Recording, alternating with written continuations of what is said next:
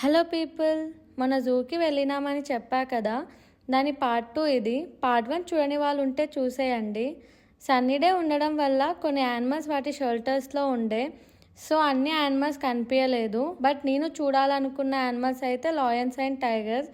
కానీ లాయన్స్ వాటి డెన్లో పడుకుని ఉండే, దూరం నుంచి చూసా.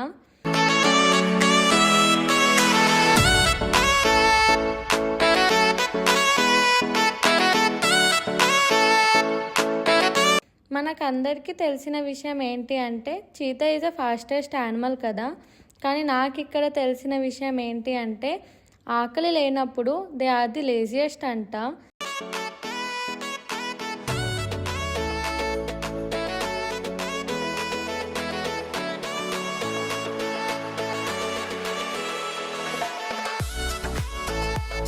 Bye bye guys, see you in the next video. Don't forget to subscribe.